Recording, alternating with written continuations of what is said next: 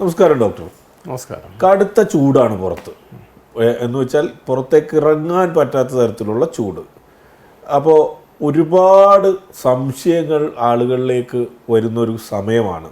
അതുപോലൊരു സംശയമാണ് നമുക്ക് സോഷ്യൽ മീഡിയയിൽ വന്നിരിക്കുന്നത്. ഇദ്ദേഹത്തിന് ഈ ചൂട് കാലം തുടങ്ങിയതിന് ശേഷം, ഈ കടുത്ത ചൂട് തുടങ്ങിയതിന് ശേഷം ഇദ്ദേഹത്തിന് ഉദ്ധാരണം കുറഞ്ഞിരിക്കുന്നു അത്രേ. അപ്പോൾ ഈ ക്ലൈമറ്റ് ചേഞ്ച്, ഈ ചൂട് കൂടിയതും ഉദ്ധാരണം കുറഞ്ഞതും തമ്മിൽ എന്തെങ്കിലും ബന്ധമുണ്ടോ എന്നുള്ളതാണ് അദ്ദേഹത്തിന് അറിയേണ്ടത്. ആ ബന്ധം ശരിക്കും ഡയറക്റ്റായിട്ടുള്ള ഒരു ബന്ധമല്ല, ഇൻഡയറക്റ്റായിട്ടാണ്. ചൂട് കൂടുമ്പോൾ മനുഷ്യനെ സംബന്ധിച്ചിടത്തോളം ഒരുപാട് അസ്വസ്ഥതകളുണ്ടാവും. ഈ അസ്വസ്ഥതകളൊക്കെ തന്നെ സെക്ഷൽ ലൈഫിനെ ബാധിക്കുന്നതാണ്. എപ്പോഴാണൊരു മനുഷ്യന് ഏറ്റവും നന്നായിട്ട് സെക്സ് ചെയ്യാൻ പറ്റുക?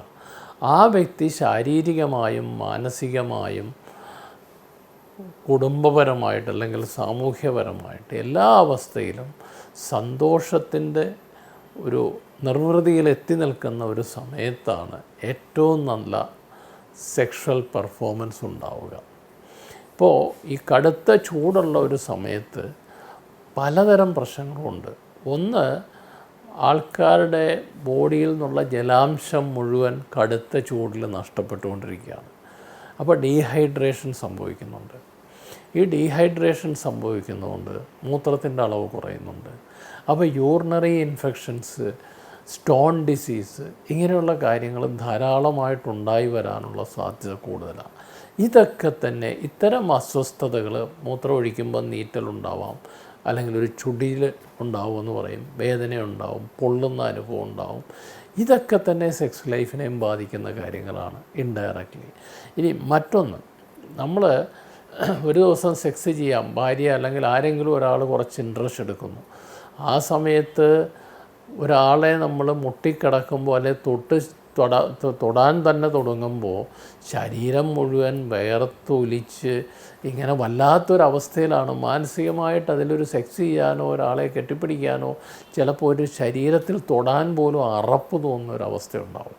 ആ ഒരവസ്ഥയിൽ എങ്ങനെയാണ് ഇത്രയും ആസ്വാദനം ലഭിക്കേണ്ട സെക്സ് ചെയ്യാൻ കഴിയുക? ഓക്കെ, അതൊരു AC റൂമിൽ നല്ല തണുപ്പുള്ള ഒരു സമയത്ത് ആണ് എങ്കിൽ ഈ ചൂടധികം ബാധിക്കില്ല. അപ്പോൾ കാലാവസ്ഥ, ഇപ്പോൾ എല്ലാവരുടെയും വീട്ടിൽ AC-യും ഒന്നുമില്ല. സാധാരണ മനുഷ്യരെ സംബന്ധിച്ചിടത്തോളം ചിലപ്പോൾ ഒരു ഓടിട്ട വീടാണെങ്കിൽ ചൂട് കൂടുതലാണ്, അല്ലെങ്കിൽ തന്നെ ഉഷ്ണം കൂടുതൽ അനുഭവപ്പെടുന്നൊരു സമയമാണ്. അല്പം ഹ്യൂമിഡിറ്റി കൂടുതലാണെങ്കിൽ ശരീരത്തിന് വിയർപ്പ് കൂടുതലാണ്. അപ്പോൾ എല്ലാ തരത്തിലും ശാരീരികമായിട്ടും മാനസികമായിട്ടും ഈ കാലാവസ്ഥ നമ്മളെ ബാധിക്കുന്നുണ്ട്. അപ്പോൾ അതുകൊണ്ട് തന്നെ സെക്സ് മാത്രമല്ല, ഒരു പ്രവൃത്തിയും ചെയ്യാനുള്ള ഉന്മേഷവും ഉഷാറും ഇല്ലാത്തൊരു സന്ദർഭമാണ്. അത്തരം സന്ദർഭങ്ങളിൽ അനുകൂല സാഹചര്യമല്ല എങ്കിൽ സെക്സ് ഒഴിവാക്കുകയും പിന്നെ പങ്കാളി അതിന് നിർബന്ധിക്കാതിരിക്കുകയും ചെയ്യുകയാണ് ഏറ്റവും ഉത്തമം. അപ്പോൾ ചൂടും ഈ പറഞ്ഞ ഉദ്ധാരണവും തമ്മിൽ പ്രത്യേകിച്ച് ബന്ധമൊന്നുമില്ല. അപ്പോൾ ചൂടുകാലത്ത് പക്ഷെ ഉദ്ധാരണം കുറയുന്നു എന്നുള്ളത്, ഉദ്ധാരണം ചൂടായതിൻ്റെ പേരിൽ പക്ഷേ ശാരീരിക അസ്വസ്ഥതകൾ വരുന്നു. ഇൻഡയറക്റ്റായിട്ടത് നമ്മുടെ ശരീരത്തിനൊരു കംഫർട്ടബിൾ ആയിട്ടുള്ള അവസ്ഥയിൽ മാത്രമേ ഉദ്ധാരണം നല്ല രീതിയിൽ വരൂ. വളരെ അൺകംഫർട്ടബിളായിട്ട് വേർത്ത് കുളിച്ചിരിക്കുന്നതിനിടയ്ക്ക് എത്ര സെക്സ് ചിന്ത വന്നാലും ഉദ്ധാരണം വന്നുകൊള്ളണമെന്ന് നിർബന്ധമില്ല. അതാ പിന്നെ ശാരീരികവും മാനസികവുമായ അവസ്ഥകൾ ആ വ്യക്തിയെ ബാധിക്കുന്നുണ്ട്. അപ്പോൾ അതാണ് കാര്യം.